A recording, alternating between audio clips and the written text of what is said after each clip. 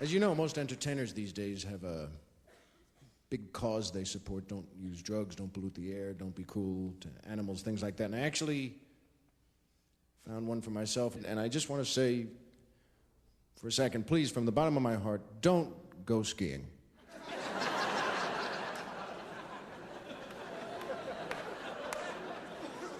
I know it's not one of the big ones, I know. Seems like a harmless recreational activity, but I didn't choose this for myself, by the way. God did.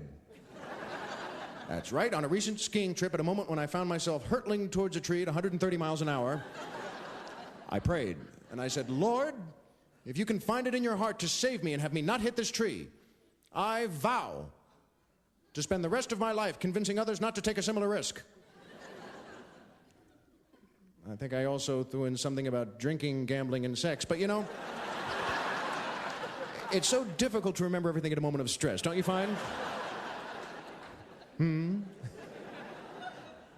Well, owing to the fact that God works in mysterious ways, I hit the tree anyway. But when I got out of the hospital, I pledged to keep up my end of the bargain and put a stop to this killer that calls itself a sport. So I'm going to tell you the first time skiing, also my last, and sit back, it's a long one. In a nutshell, why is skiing so bad? First of all, there is simply no need to ever move that quickly without a plane around you.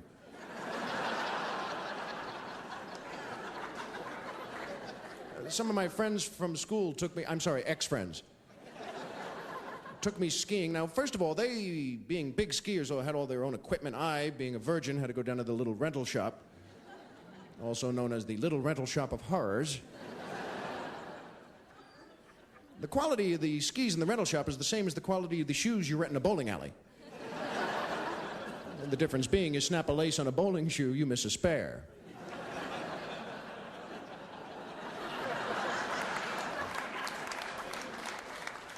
You snap a binding on a boot, you lose a limb. Now, what conned me into the rental shop, they have 3 beautiful pairs of skis in the window. Your skis come from the cellar. The salesman's assistant, Igor, comes up from this Roman catacomb of storage. Just, your skis, sir. Please, sir, there's still time. Don't go. I was like you once.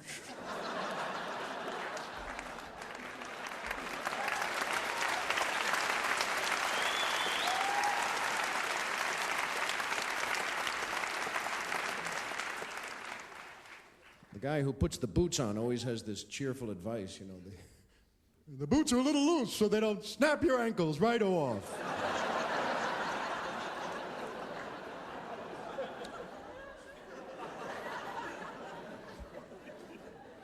I've seen runaway skis castrate a man.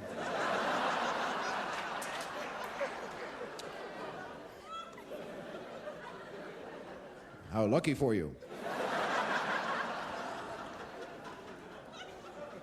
So I stagger outside with this triple armload of medieval torture devices.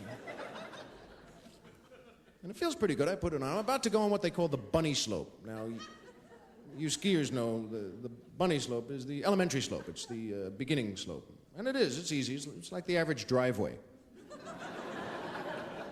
I'm about to go on the bunny slope, and one of my friends appears. I still think in a puff of smoke. And he says, well, look, Larry, don't waste your time on the bunny slope.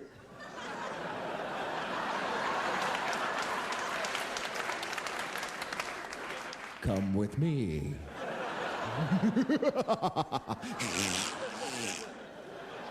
Does this sound familiar to anyone here, by the way? The old come with me, all right? But I look at him, he's got the matching banana-colored skis and boots, the knit pants, the cashmere sweater, the little glasses. I had the old wooden skis, they lash up your leg. I think the last person to use mine was Heidi. Old rust-colored boots with dents. A third-grade snowsuit. Big full-faced goggle. I look like an astronaut from a very stupid planet. But I look at him, I look at me, then I looked at his slope. The regular slope is, it's all these GQ guys and Coors Light women. And then my slope is couples on pensions and people in rehab, And he said, look, I'll teach you everything you have to know. And I remember thinking, well, he is my friend. Which, by the way, is the last thing Faust said.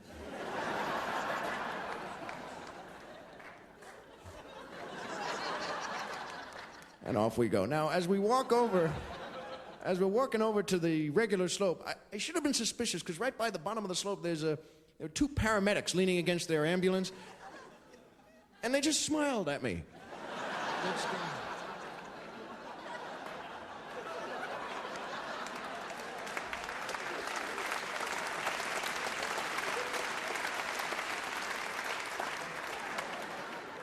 It was that we're eating steak tonight smile,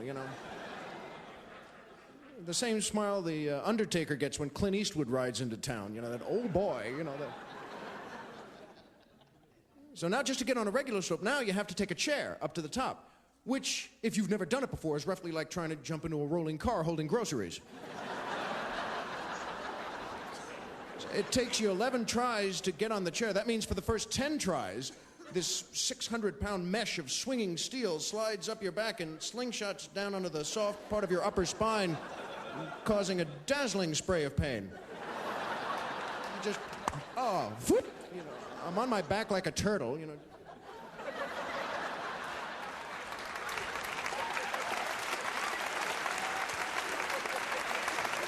Can't. My friend picks me up. Oh, thank you. Oh, whoop. Thank you. Oh, whoop. Everyone behind me is getting mad because they're the kind of people with that 7-year clump of lift tickets stapled together. All right? And I'm just, whoop. Thank you. Whoop. The back of my head is starting to look like a cauliflower.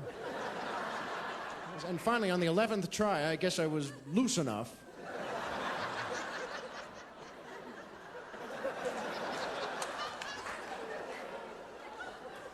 Just kind of melted into the chair. My friend jumped in next to me and off we go. Now, as you're going up, you're also going up. And in actually just a few seconds, you do have a spectacular view of the debris of other skiers. Should his leg be bent like that? Why is that good for him? No, that looks very bad for him.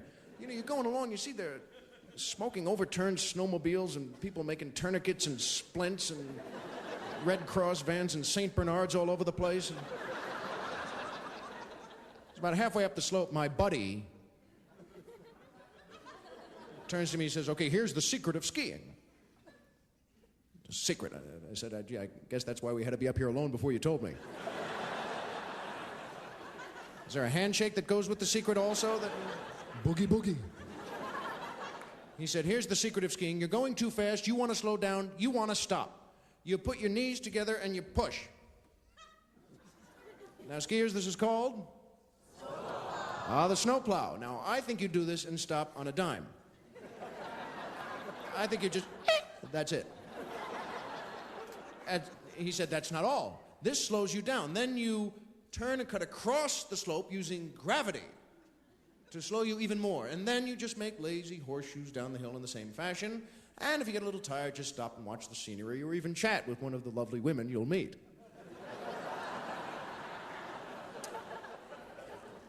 Well, he had me there. Of course, that's all he had to say in the first place. Any guy will do anything you tell him to do if the last sentence is, and then you meet women.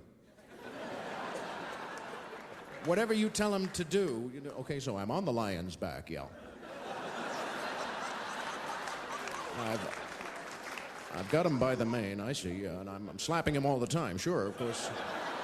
And this makes him even madder, I can see that, yeah. I'm poking him in the eyes, yeah. And then I meet women.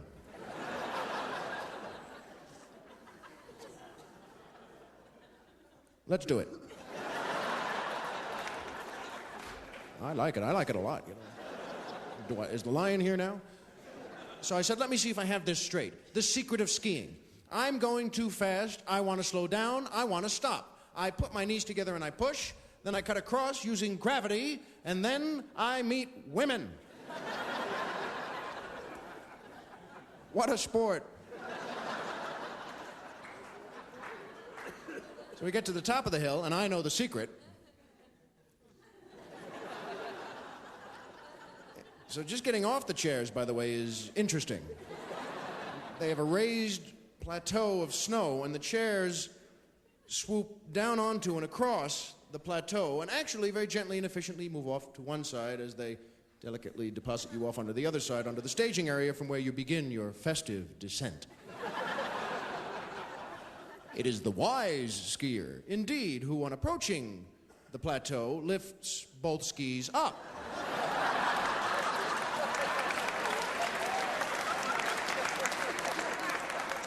This in order to facilitate the motion of the chair off to one side as it deposits you onto the staging area from where you begin your festive descent. It would be the unwise skier, indeed, who were to catch one tip on the front of the plateau, causing the chair to move only half of the skier off onto the staging area.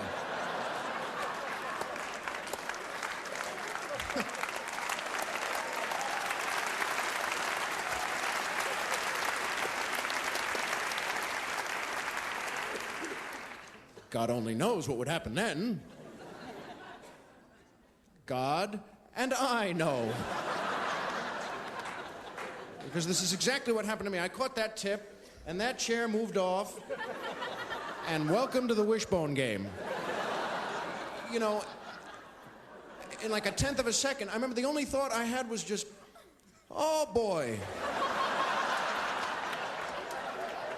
That was it, really, just, oh boy. Boy, oh boy. You got lower and lower. I was like the prow of a ship, you know, just... Yeah, the good ship, oh boy. You know, there was no time to yell to my friend, let alone make a wish. Folks, there are Olympic hurdlers who spend their whole lives stretching, who will never hit the position I hit that day. Luckily, just before I snapped like a lobster, the survival instinct we all have, I just lurched off the chair. And of course, for good measure, caught it one more time. Oh, whoop.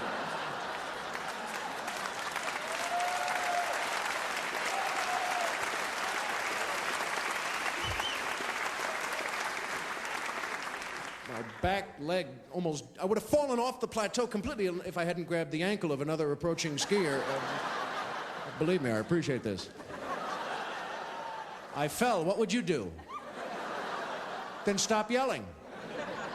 He drags me back up top. I'm caught under the chair. The operator had to stop the whole lift. People are dangling behind me. I'm making friends all over the place. The skis are off. I'm clutching them like a baby. I crawl out underneath. My friend is at the edge of the slope, goggles down, ready to take off. I go over there like a maniac. I said, what's wrong with you? Don't leave me here. And he's like, shh. Take it easy, take it easy. Look, you'll be all right. You know the secret.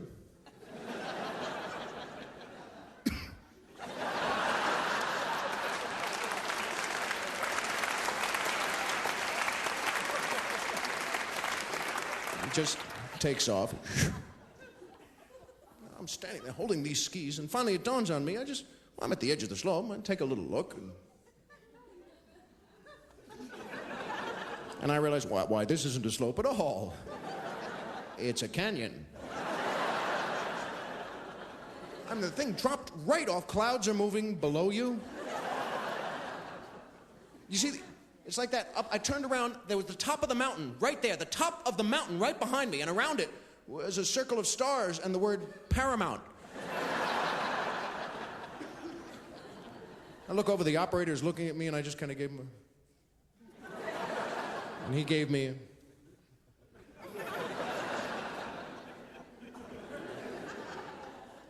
I took all the stuff off to the side under where the trees started, and I'm starting to put it on again. People about 50 feet away getting off the chairs again. And put the first ski on, and I hear this... Psst.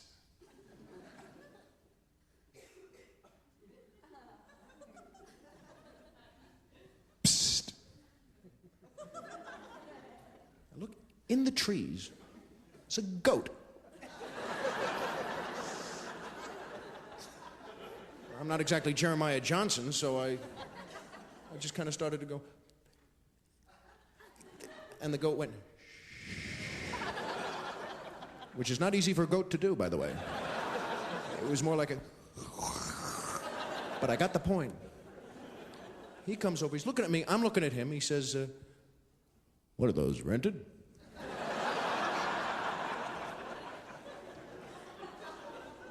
And I said, yeah. And he just nodded, and he's standing there, and he's looking around, and I went back to putting the stuff on, and then he said, you know what's always puzzled me? And I said, what's that? And he said, well, see, we have to be up here.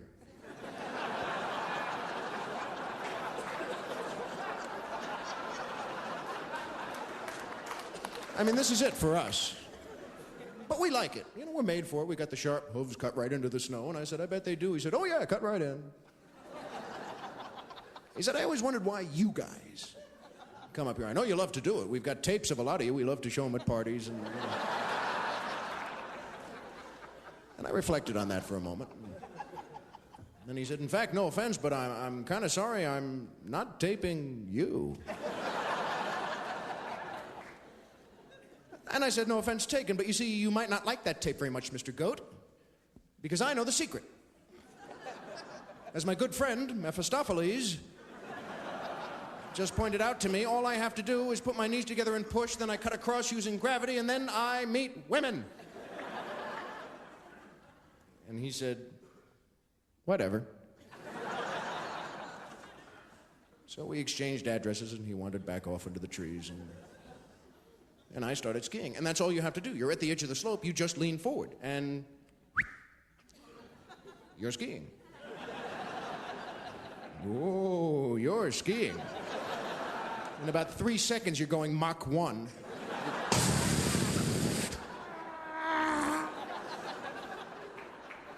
Trees are a blur. Just went shooting past these two guys. Now, there's something you don't see every day. He's very good. I think he's crying. I'm just... The trees suddenly vanished. I think I was going so fast, I went back in time. I really do. The trees vanished, and suddenly there were visions. Over there's Teddy Roosevelt making a speech, and there's Washington crossing the Delaware, and they all tip their hats at me. And there's Roman soldiers marching, and I'm just... Now, I don't remember actually seeing the bump I hit. I just know that I hit it because 1 second the roar was deafening. Next second I was soaring up and up. I went up and up. I went past a flock of birds. Did you know that birds can laugh? Higher and higher, and suddenly the fear and the panic and the screaming left me, and a sense of peace came over me, and I saw a light, a white light, such as I had never seen before, and a voice came out of the light and said, come to the light, and I said, okay. And I saw some of my relatives who had passed away leaning out to meet me, not my favorite relatives, but even so, there they were. And I went to the light, I went into the light, and as I reached out a gloved hand with the pole still dangling from it, one of my uncles leaned out and said, oh, if those are rented, you got to take them back.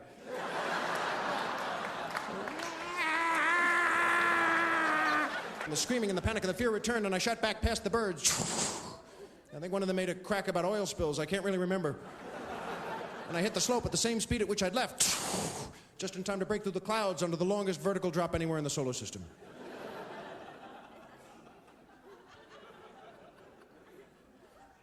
Now, just to recap.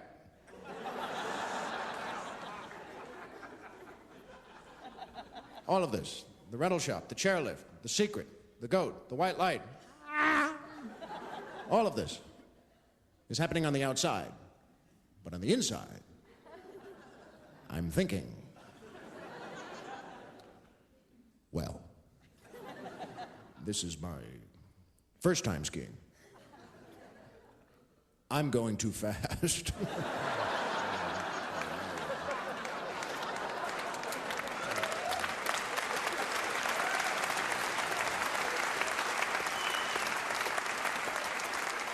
Oh, yeah,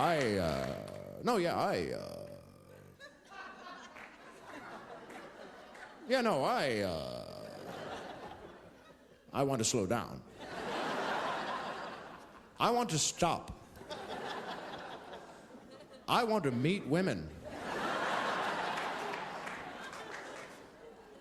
Oh, I wonder how I can affect these changes.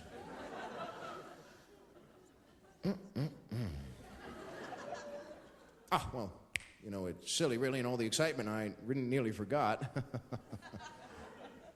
Yes, I'll use the secret. Remember, this is all inside. The outside, I'm...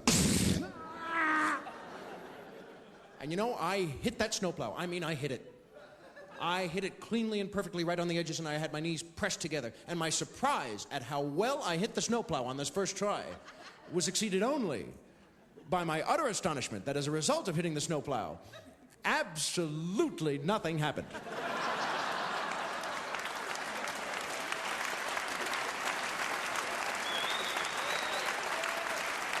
Nothing happened. Nothing. You actually pick up a little speed this way.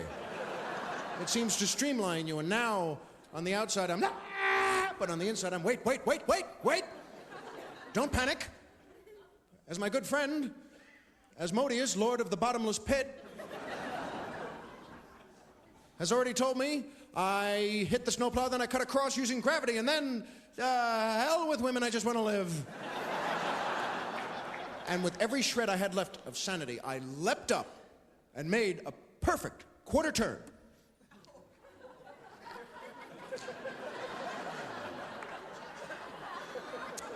And when I saw the trees,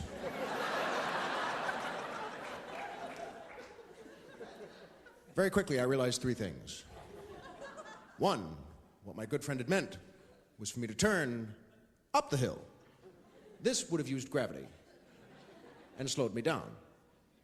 Two, I realized as a result of turning across the slope into the trees, I was about to use another very interesting concept in physics. Fusion.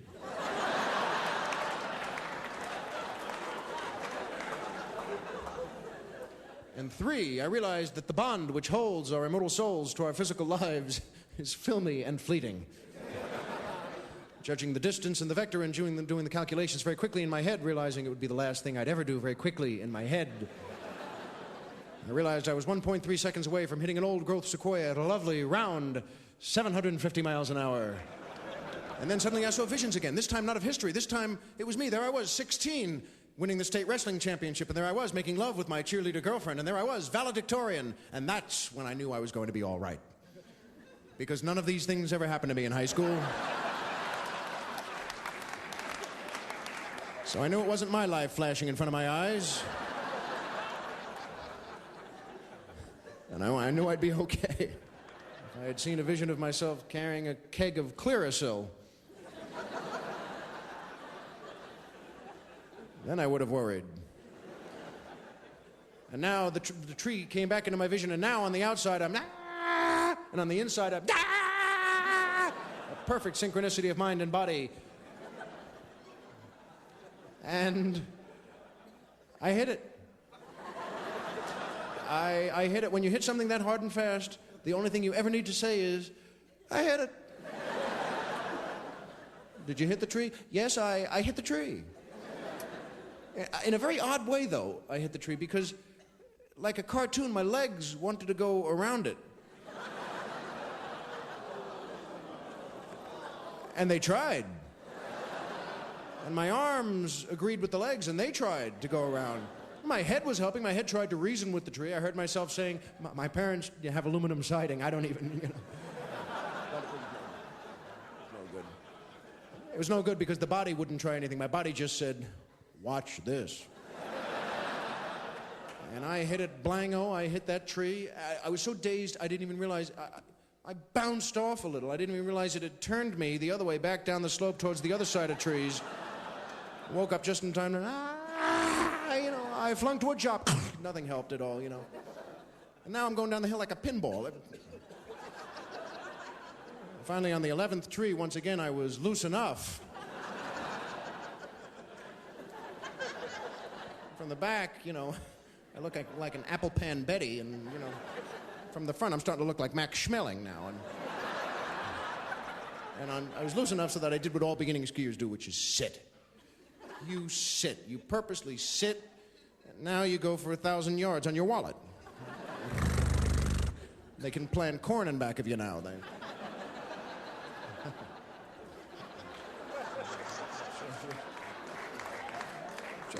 2 rows.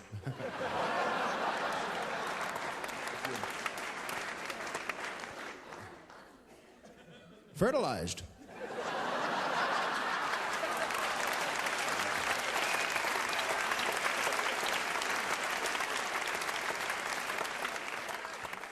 And of course, as you go, you leave a very neat trail of skis, poles, boots, gloves, right at the whole hill. But you know what? I was slowing down. And do you know what? I stopped. And do you know what? The good news didn't end there. Because I was about to meet my first woman. True, it was a surprise for both of us. When she came rocketing off that side trail. And the conversation was brief. My part consisted of... Hers consisted of a very short, pungent phrase indicating she had obviously mistaken me for Oedipus.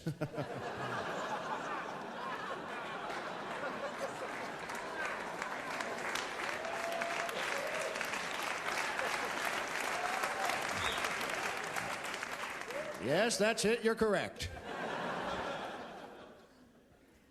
Luckily, she was so good, she leapt over me. She did a split at the last second, right over my head. I lost hair. Sadly, there was no chance to see if I'd return the favor.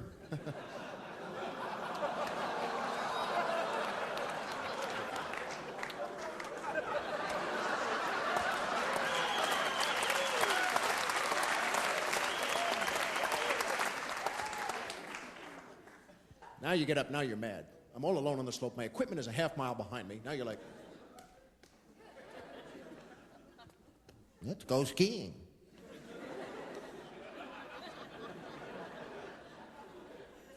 The only one who would help me out, you see him all over the slopes, 5-year-old kid.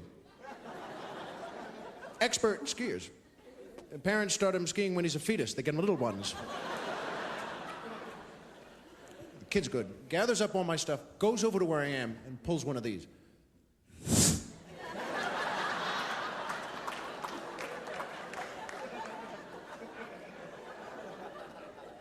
Are you okay?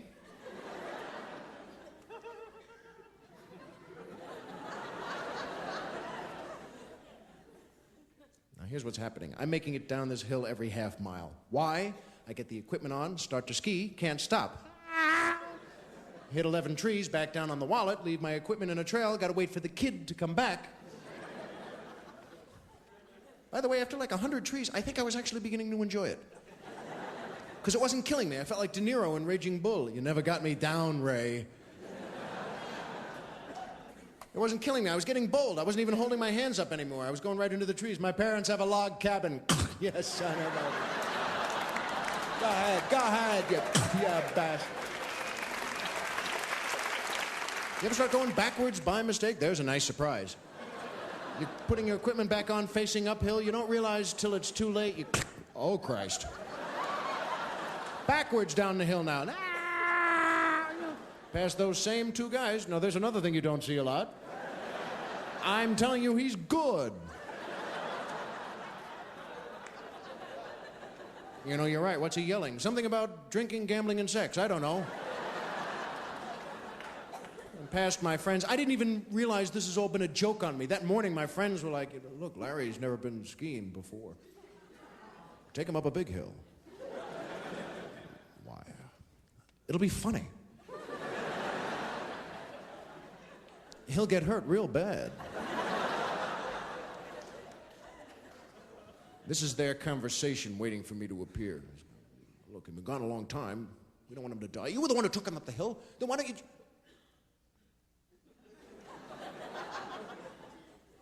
Did you hear that? No, it wasn't human. And in the distance, you hear...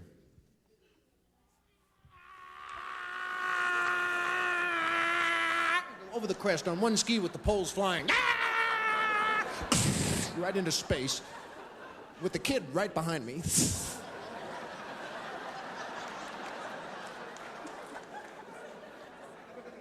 And there's two guys back again. Now he's giving lessons.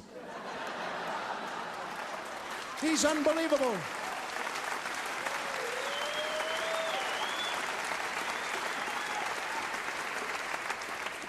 My friends are all yelling, sit down, Larry, sit down, sit down, sit down. This much I already knew. Back down on the wall. It didn't matter anyway. I slid the last distance, slid right into the patio. You ever seen 100 people go? What do you think? The one woman I hit, the same woman from the slope, now has a tray of coffee cups. I tried to jump over her head. We both lost hair.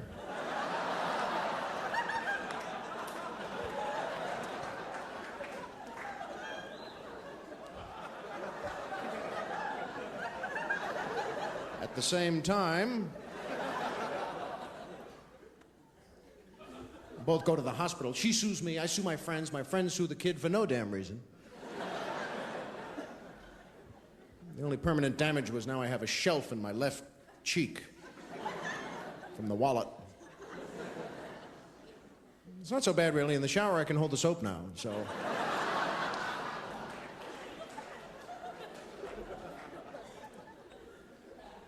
Three months later, I'm back home. Got a letter from the goat.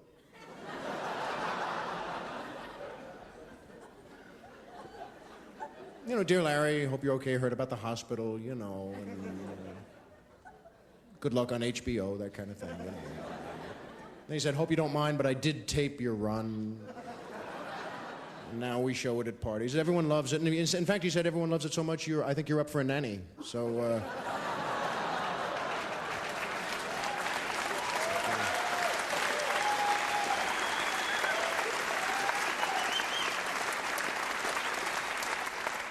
I didn't mind anyway. I wrote back, Dear Bill, you know, I hope you're okay too. And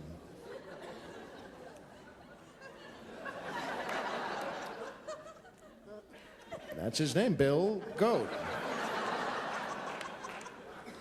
That's exactly correct.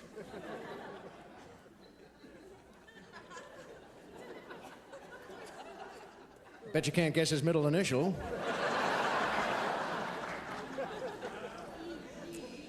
No, H. Hansen. It's his mother's maiden name.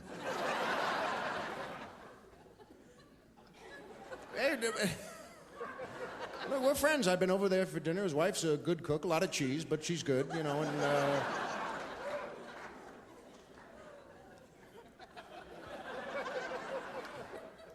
They have their problems like anybody else. You know, his oldest boy married a cow, so... You know,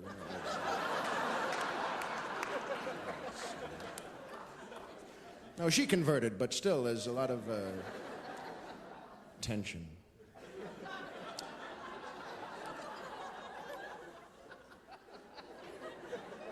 You know, sometimes I just keep going like this till I annoy even myself.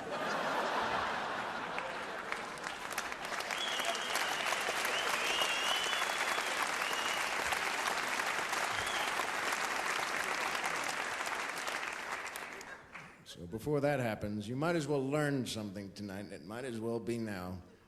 I finally figured this out. The real secret of skiing, all right? Next time you go, when you get on the chairs, you're going up to the top, don't get off. It's a lovely ride. You go all the way around up top. You get to the bottom, the attendant hands you another beer. Thank you very much. You go right back up again. That's the secret of skiing.